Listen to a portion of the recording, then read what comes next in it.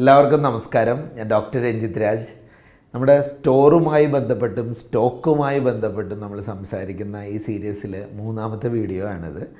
ഇപ്പോൾ ഈ വീഡിയോ ആണ് നിങ്ങൾ ആദ്യമായിട്ട് കാണുന്നതെങ്കിൽ ദയവായിട്ട് ഇതിനു മുമ്പുള്ള 2 വീഡിയോകളും കൂടെ കാണുക. കാരണം സ്റ്റോക്കിന് അത്രയും ഇമ്പോർട്ടൻസ് ഉണ്ട് ബിസിനസ്സിൽ. ഇൻവെൻ്ററി അഥവാ സ്റ്റോക്ക് ഈക്വൽ ടു ക്യാഷ് ആണ്. അപ്പോൾ ഇന്ന് നമ്മൾ സംസാരിക്കാൻ പോകുന്നത് വെയർ ഹൗസിങ്ങിനെ പറ്റിയും സ്റ്റോക്ക് ഓഡിറ്റിനെ പറ്റിയൊക്കെയാണ്. എന്താണ് ഈ വെയർ ഹൗസ് അഥവാ സ്റ്റോർ ഹൗസ് എന്ന് പറയുന്നത്? നമുക്ക് എല്ലാവർക്കും അറിയാം, നമ്മുടെ സ്ഥാപനത്തിലെ റോ മെറ്റീരിയൽസ് ആയാലും അല്ലെങ്കിൽ ഫിനിഷ്ഡ് ഗുഡ്സ് ആയാലും അത്തരത്തിലുള്ള ഗുഡ്സുകൾ സ്റ്റോക്ക് ചെയ്യുന്ന സ്ഥലം അല്ലേ. അത്തരത്തിലുള്ളൊരു വെയർ ഹൗസ് ഏതൊക്കെ തരത്തിലാവാം, എന്തൊക്കെ മോഡൽ ഓഫ് വെയർ ഹൗസിങ് മെത്തേഡുകളാണുള്ളത്?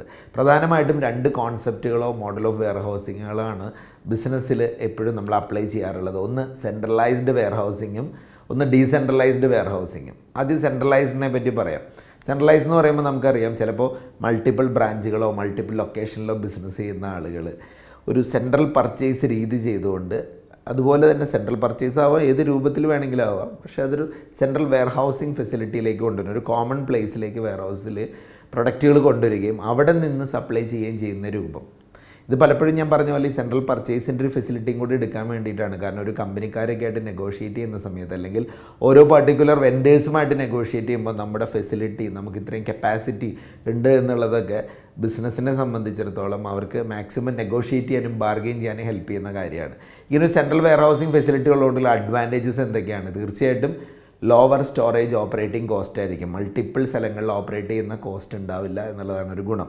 2, മാനേജ്മെൻറ്റിന് ഈസിനെസ്സും അത് കൺട്രോൾ ചെയ്യാനും റിവ്യൂ ചെയ്യാനുള്ള എളുപ്പം. അതുപോലെ പ്രൊഡക്ടിവിറ്റി എഫിഷ്യൻസിയും പലപ്പോഴും കൂടുതലായിരിക്കും. നല്ല കസ്റ്റമർ കെയർ കൊടുക്കാൻ പറ്റും എന്നൊക്കെ ഉള്ളത് ഇതിൻ്റെ പ്രധാന സവിശേഷതകളാണ്.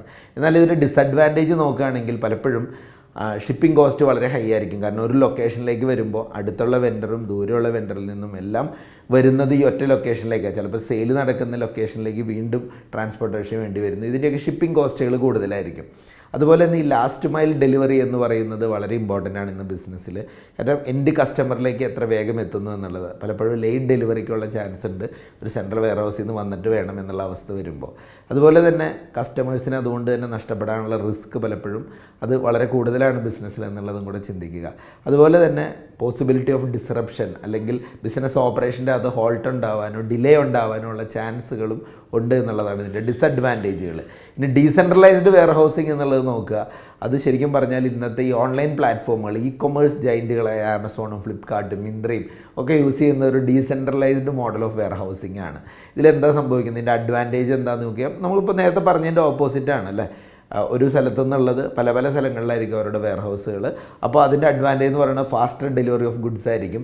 ഷിപ്പിംഗ് കുറച്ചും കൂടെ ചീപ്പറായിരിക്കും. കാരണം ഞാൻ നേരത്തെ പറഞ്ഞ ലാസ്റ്റ് മൈൽ എന്ന് പറയുന്നത് തൊട്ടടുത്ത് നിന്നുള്ള സ്ഥലത്തായതുകൊണ്ട് ഷിപ്പിംഗ് കോസ്റ്റ് ചീപ്പറാവുന്നു. ഇനി ഡിസഡ്വാൻറ്റേജ് നോക്കുകയാണെങ്കിൽ ഹൈ ഓപ്പറേറ്റിംഗ് കോസ്റ്റാണ്. പല പല സ്ഥലങ്ങളിൽ ഓപ്പറേറ്റ് ചെയ്യുമ്പോൾ അതിൻ്റെ കോസ്റ്റ് കൂടുതലുണ്ടാവും. അതുപോലെ തന്നെ സ്റ്റോർ ഹൗസിംഗ് മാനേജ്മെൻറ്റ് നടത്തുക, അതിൻ്റെ റിവ്യൂ നടത്തുക എന്നൊക്കെ ഉള്ളത് ഡിഫിക്കൽട്ടിയും കൂടി ആയിരിക്കും. അപ്പോൾ ഇനി മെത്തേഡ്സ് ഓഫ് സ്റ്റോറിങ് എന്തൊക്കെയാണ്? ഇപ്പോൾ നമ്മൾ വെയർ ഹൗസുകൾ ഏത് സെലക്ട് ചെയ്താൽ ഇതിൽ സ്റ്റോക്ക് കീപ്പ് ചെയ്യുമ്പോൾ എന്തൊക്കെ മെത്തേഡുകൾ ഉണ്ടെന്നും കൂടെ നമ്മളൊന്ന് മനസ്സിലാക്കി പോകാം. ഒരു മെത്തേഡിൻ്റെ പേരാണ് പാലറ്റ് ട്രാക്കിംഗ്. പാലറ്റുകൾ നമ്മൾ കണ്ടിട്ടുണ്ട്, മരത്തിൻ്റെ ആവാം, മെറ്റലിൻ്റെ ആവാം, പ്ലാസ്റ്റിക്കിൻ്റെ ആവാം, പല പാലറ്റുകൾ എടുത്ത് ആ പാലറ്റ് ട്രാക്കിംഗ് എന്ന് പറയുന്നത് സാധാരണ മെറ്റീരിയൽ ഹാൻഡ്ലിംഗ് അല്ലെങ്കിൽ അതിൻ്റെ സ്റ്റോറേജിന് വേണ്ടി യൂസ് ചെയ്യുന്ന ഒരു സിസ്റ്റം തന്നെയാണ്. പാലറ്റിൽ വെച്ചുകൊണ്ട് സ്റ്റോക്ക് ചെയ്യുന്നു. അത് കുറച്ചും കൂടെ ഒരു ഹെവി ആയിട്ടുള്ള പ്രൊഡക്റ്റുകൾ വളരെ ഭംഗിയായിട്ട് ഉപയോഗിക്കാൻ പറ്റുന്നൊരു മോഡലാണ് പാലറ്റ് ട്രാക്കിംഗ് സിസ്റ്റം. ഇനി ഷെൽവിങ് എന്ന് പറയുന്ന മെത്തേഡുണ്ട്. ഷെൽഫ്സിൻ്റെ അകത്ത്, കാരണം പലപ്പോഴും നമ്മൾ എല്ലാ പ്രൊഡക്റ്റുകളും ഈ ബോക്സുകളായിട്ട് പാലറ്റിൽ വെച്ച് കീപ്പ് ചെയ്യുക എന്നുള്ളത് അത്ര എളുപ്പമാവണമെന്നില്ല. അപ്പോൾ ചില സ്ഥാപനങ്ങളിൽ അല്ലെങ്കിൽ ചില പർട്ടിക്കുലർ പ്രൊഡക്റ്റുകളൊക്കെ ഡീൽ ചെയ്യുന്ന സമയത്ത് ബോക്സുകളായിട്ടൊക്കെ ഹാൻഡിൽ ചെയ്യാൻ എളുപ്പമുള്ളൊരു മെത്തേഡാണ് ഷെൽവിങ് എന്ന് പറയുന്നത്. അത് ലൈറ്റ് വെയ്റ്റ് പ്രൊഡക്റ്റുകളാണ് കൂടുതൽ ഇത്തരം ഹാൻഡിൽ ചെയ്യുന്നത്. ഇപ്പോൾ ക്ലോത്തിങ് ആവാം, ചില മെഷീൻ പാർട്ടുകളായിരിക്കാം. ഈ ബോക്സിലൊക്കെ വയ്ക്കുന്നത് ഷെൽവിങ് മെത്തേഡാണ് കൂടുതൽ യൂസ് ചെയ്യുന്നത്. മൊബൈൽ ഷെൽവിംഗ് എന്ന് പറയുന്ന മെത്തേഡ് ഉണ്ട്. മൊബൈൽ ഷെൽവിംഗ് കുറച്ചും കൂടെ, അതായത് മൊബൈൽ എന്ന് പറയുന്ന വാക്കിൽ പറഞ്ഞിരിക്കുന്ന പോലെ തന്നെ അങ്ങോട്ടും ഇങ്ങോട്ടും ഒക്കെ എടുത്ത് മാറ്റി വയ്ക്കാൻ പറ്റുന്ന രൂപത്തിൽ മൊബൈൽ ഷെൽവിംഗ് മെത്തേഡ് കുറച്ചും കൂടെ ബോക്സുകളിൽ തന്നെ വലിയ ടൈപ്പ് ബോക്സുകളൊക്കെ കീപ്പ് ചെയ്യുന്ന സമയത്ത് അല്ലെങ്കിൽ കൂടുതൽ സ്പേസ് വേണ്ടതായിട്ടുള്ള ചില പ്രൊഡക്റ്റുകളൊക്കെ വയ്ക്കുന്ന സ്ഥലങ്ങളിൽ മൊബൈൽ ഷെൽവിംഗ് സ്റ്റോക്കിംഗ് മെത്തേഡാണ് യൂസ് ചെയ്യണത്. ഇനി മൾട്ടി ടയർ റാക്കിംഗ് എന്ന് പറയുന്ന സിസ്റ്റം ഉണ്ട്. മൾട്ടി ടയർ സ്റ്റെപ്പുകളായിട്ടുള്ള മൾട്ടി ടയർ റാക്കിംഗ് സിസ്റ്റം. ഇത് കുറച്ചും കൂടെ high volume small size item, നല്ല വോളിയം ഉണ്ട്, വലിയ ക്വാണ്ടിറ്റി ഉണ്ടാവും, പക്ഷേ ചെറിയ ചെറിയ ഐറ്റങ്ങളായിരിക്കും. ഇതിന് വേണ്ടി യൂസ് ചെയ്യുന്നതാണ് multi tier racking system. Vertical space, വെയർ ഹൗസിൽ വെർട്ടിക്കലായിട്ടുള്ള സ്പേസ് ഉള്ള സ്ഥലങ്ങളിലൊക്കെയാണ് ഇത് കൂടുതൽ ഉപയോഗിക്കുന്നത്. അടുത്തത് നമ്മൾ സംസാരിക്കാൻ പോകുന്നത് മെസനിൻ ഫ്ലോറിംഗ് മെത്തേഡിനെ പറ്റിയാണ്. പലപ്പോഴും വലിയ ബിൽഡിങ്ങുകളൊക്കെ സ്റ്റോറിംഗ് സ്പേസ് ഉള്ള സ്ഥലങ്ങളിൽ ഇടയിലൊരു ഇൻ്റർമീഡിയറി ഫ്ലോറും കൂടെ കൊണ്ടുവന്നുകൊണ്ട് അവിടെ പലപ്പോഴും അതിൻ്റെ ഫ്ലോറിലൊക്കെ നമ്മൾ സ്റ്റോക്ക് കീപ്പ് ചെയ്യുന്ന മെത്തേഡ് ഉണ്ട്. ഇതാണ് മെസനിൻ ഫ്ലോറിംഗ് മെത്തേഡ് എന്ന് പറയുന്നത്. ഇവിടെ ഇറഗുലർ ആയിട്ടുള്ള അല്ലെങ്കിൽ നോൺ സ്റ്റാൻഡേർഡ് ആയിട്ടുള്ള പ്രൊഡക്റ്റുകളൊക്കെ ആയിരിക്കും കൂടുതൽ മെസനിൻ ഫ്ലോറിംഗ് മെത്തേഡിൽ യൂസ് ചെയ്യുന്നത്. ഇനി അടുത്തത് പാലറ്റ്ലെസ് ഗ്രൗണ്ട് സ്റ്റാക്കിംഗ് മെത്തേഡ് എന്നുള്ളതാണ്. പാലറ്റ് ഒന്നുമില്ലാതെ ഗ്രൗണ്ട് സ്റ്റാക്കിംഗ്, പണ്ടത്തെ ട്രഡീഷണൽ അല്ലെങ്കിൽ ഓൾഡസ്റ്റ് സ്റ്റോക്ക് കീപ്പിംഗ് മെത്തേഡ് എന്ന് വേണമെങ്കിൽ നമുക്ക് പറയാവുന്ന ഒരു രീതിയാണ്. ഇത് പലപ്പോഴും high volume low value item, വലിയ വോളിയത്തിൽ ഇപ്പോൾ ചാക്കിലൊക്കെയുള്ള വലിയ പ്രൊഡക്റ്റുകൾ അല്ലെങ്കിൽ സെമി ലിക്വിഡ് പ്രൊഡക്റ്റുകൾ, സെമി സോളിഡ് സ്റ്റേറ്റിലുള്ള പ്രൊഡക്റ്റുകൾ, വലിയ ക്യാനുകളിലുള്ള പ്രൊഡക്റ്റുകൾ, ഇതൊക്കെ കൊണ്ടുവന്ന് ചുമ്മാ നിരത്ത് വയ്ക്കുന്ന ഒരവസ്ഥ. ഇതൊരു പാലറ്റൊന്നും ഇല്ലാതെ തന്നെ ഗ്രൗണ്ട് സ്റ്റാക്കിംഗ് മെത്തേഡ്. ഇതൊക്കെയാണ് ഡിഫറെൻറ്റ് മെത്തേഡുകൾ. ഇനി നമ്മൾ സ്റ്റോറിൽ പ്രധാനമായിട്ട് ഉപയോഗിക്കുന്ന എക്യുപ്മെൻറ്റ്സിനെ പറ്റിയും കൂടെ അറിയേണ്ടതുണ്ട്. പലതരം എക്യുപ്മെൻറ്റ്സ്, പലതരം ടൂൾസുകളൊക്കെ ഇതിനു വേണ്ടി യൂസ് ചെയ്യാവുന്നതുകൊണ്ട് ഇതിൽ പ്രധാനമായിട്ട് യൂസ് ചെയ്യുന്ന ഒരു സംഭവമാണ് വളരെ സിമ്പിളായിട്ട് നമുക്കറിയാവുന്ന ഹാൻഡ് ട്രോളികൾ.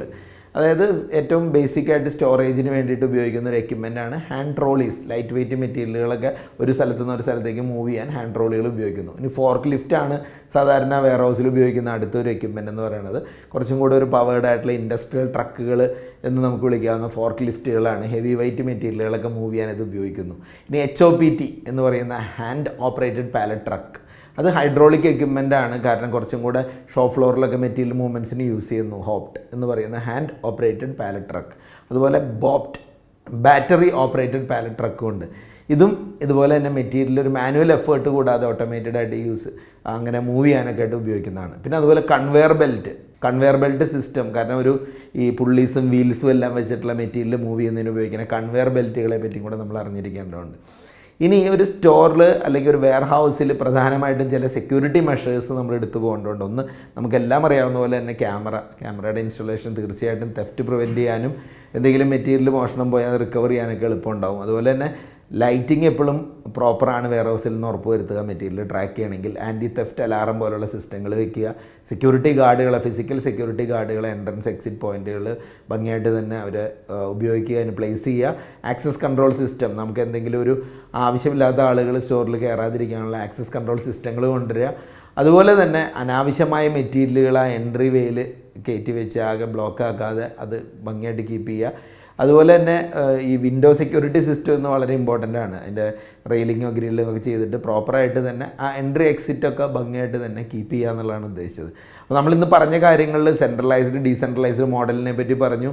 അതുപോലെ തന്നെ പല ടൈപ്പ് ഓഫ് റാക്കിംഗ് സ്റ്റാക്കിംഗ് മെത്തേഡുകളെ പറ്റി നമ്മൾ പറഞ്ഞു. അതിനെ എങ്ങനെയാണ് സെക്യൂരിറ്റി മെഷേഴ്സ് എടുക്കേണ്ടതെന്ന് പറഞ്ഞു. ഇനി ഒരു കാര്യം കൂടെ പറയാനുള്ളത് സ്റ്റോക്ക് അഥവാ സ്റ്റോറിൽ നടത്തേണ്ട ഓഡിറ്റ്. കാരണം നമ്മുടെ സ്റ്റോക്കിനെ പറ്റി ആധികാരികമായി നമുക്കൊരു ധാരണ ഉണ്ടാവണമെങ്കിൽ ഒരു റൂട്ടീനായിട്ട് തന്നെ നമ്മളവിടെ ഓഡിറ്റുകൾ നടത്തേണ്ടതുണ്ട്. പ്രധാനമായും 2 തരം ഓഡിറ്റാണ് സ്റ്റോക്ക് ഓഡിറ്റിൻ്റെ ഭാഗമായിട്ട് സ്ഥാപനങ്ങൾ ചെയ്യാറുള്ളത്. ഒന്ന്, പീരിയോഡിക് സ്റ്റോക്ക് ടേക്കിംഗ് അഥവാ ആനുവൽ ഫിസിക്കൽ വെരിഫിക്കേഷൻ എന്ന് പറയുന്ന മെത്തേഡും രണ്ടാമത്തത് കണ്ടിന്യൂസ് സ്റ്റോക്ക് ടേക്കിംഗ് അഥവാ പെർപ്പച്വൽ വെരിഫിക്കേഷൻ എന്ന് പറയുന്ന മെത്തേഡുമാണ്. ആദ്യത്തെ മെത്തേഡ് വഴി ഉദ്ദേശിക്കുന്നത് സാധാരണഗതിയിൽ എല്ലാ വർഷവും അവസാനിക്കുമ്പോൾ അല്ലെങ്കിൽ ഒരു ഹാഫ് ഇയറിൽ, ക്വാർട്ടറിൽ ഒരു പ്രത്യേക സമയം പ്ലാൻ ചെയ്തുകൊണ്ട് ആ സമയത്ത് മറ്റ് ഓപ്പറേഷൻസ് എല്ലാം നിർത്തിവെച്ചിട്ട് പൂർണ്ണമായിട്ടും സ്റ്റോക്ക് എടുക്കുക എന്ന് പറയുന്ന കാര്യം. ഇത് വർഷത്തിലാണ് സാധാരണ കമ്പനികളിൽ ചെയ്യുന്നത്. ഈ സമയത്ത് എക്സസ് ഇൻവെൻറ്ററി ഉണ്ടെങ്കിൽ, ഷോർട്ട് ഇൻവെൻറ്ററി ഉണ്ടെങ്കിൽ, ഡാമേജ് ഇൻവെൻറ്ററി ഉണ്ടെങ്കിൽ, പിന്നെ വിൽക്കാൻ പറ്റാത്ത പൊസിഷനിലുള്ള കാര്യങ്ങളുണ്ട്, ഇതൊക്കെ തിരിച്ചറിയാൻ പറ്റും. ഇതിൻ്റെ എഫിഷ്യൻസി വളരെ കൂടുതലായിരിക്കും, പക്ഷേ ചിലവ് കൂടുതലാണ്. അതിന് വേണ്ടി എടുക്കുന്ന സമയവും വളരെയധികം ഉണ്ട്. ഇനി പല കമ്പനികളും ഫോളോ ചെയ്യുന്നത് ഇത് ചെയ്തതിന് ശേഷവും വലിയ പ്രശ്നങ്ങൾ ആ സമയത്ത് ഉണ്ടാവാതിരിക്കാൻ ചെയ്യുന്ന മെത്തേഡാണ് പെർപ്പച്വൽ വെരിഫിക്കേഷൻ അഥവാ കണ്ടിന്യൂസ് സ്റ്റോക്ക് ടേക്കിംഗ്. ചിലപ്പോൾ ഒരു ദിവസം ഒരു പ്രൊഡക്റ്റ് വെച്ചെടുക്കുന്നു, അല്ലെങ്കിൽ ഒരാഴ്ചയിൽ 4 പ്രൊഡക്റ്റ് എടുക്കുന്നു. അങ്ങനെ ഇടയ്ക്കിടയ്ക്ക് സ്റ്റോക്ക് നോക്കി കൊണ്ടുപോകുന്ന ഒരു മെത്തേഡും കൂടെ. അപ്പോൾ എന്താണെന്ന് വെച്ചാൽ വലിയ പ്രശ്നങ്ങൾ ഉണ്ടാവുന്നില്ല എന്നും കൂടെ ഉറപ്പ് വരുത്താൻ സഹായിക്കുന്ന ഒരു മെത്തേഡാണിത്. അപ്പോൾ അതുകൊണ്ട് നമ്മളിന്ന് മനസ്സിലാക്കിയ വെയർ ഹൗസ് സിസ്റ്റത്തെ പറ്റിയും വെയർ ഹൗസിൽ ഉപയോഗിക്കുന്ന എക്യുപ്മെൻറ്റ്സിനെ പറ്റിയും ഈ സ്റ്റോക്ക് ഓഡിറ്റ് മെത്തേഡിനെ പറ്റിയും ഒക്കെ തീർച്ചയായിട്ടും നിങ്ങൾ വീണ്ടും ഒന്ന് റിവൈസ് ചെയ്യുക. ഇതിലേതൊക്കെ കാര്യങ്ങൾ നമുക്ക് ഉപയോഗിക്കാൻ പറ്റുമെന്നുള്ളത് തീർച്ചയായിട്ടും അത് ഉപയോഗത്തിൽ തന്നെ കൊണ്ടുവരിക. താങ്ക്